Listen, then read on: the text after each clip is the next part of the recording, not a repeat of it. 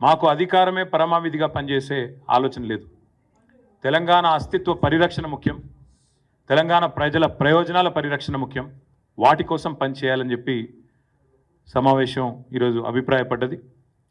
ఇందాక నేను చెప్పినట్టు ఈ 25వ సంవత్సరం సిల్వర్ జూబ్లీ ఉత్సవాలు, రజతోత్సవాల్ని సంవత్సరం మొత్తం కూడా ఒక సంవత్సరం పాటు నిర్వహించాలని చెప్పి కూడా స్థూలంగా ఒక ఆలోచనకు వచ్చినాం.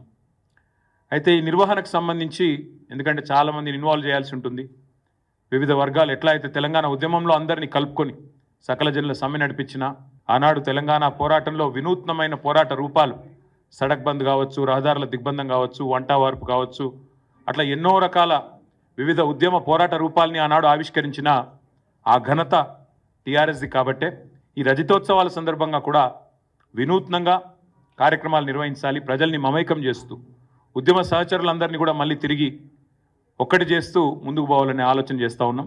దానికి సంబంధించి రాబోయే వారం రోజుల్లో పెద్దలు కేసీఆర్ గారు కొన్ని కమిటీలను కూడా, ఎందుకంటే ఈ ఉత్సవాల నిర్వహణకు కొన్ని కమిటీల అవసరం కూడా ఉంటుంది కాబట్టి, మరి కొంతమంది సీనియర్ నాయకులతో, పార్టీ ముఖ్యులతో, అదేవిధంగా పార్టీ ఏతర వ్యక్తులతో, తెలంగాణ ఉద్యమంతో పెనవేసుకొని అనుబంధం ఉన్న వ్యక్తులతో కూడా కొన్ని కమిటీలను కూడా ఈ రాబోయే వారంలో ప్రకటించబోతా ఉన్నాం.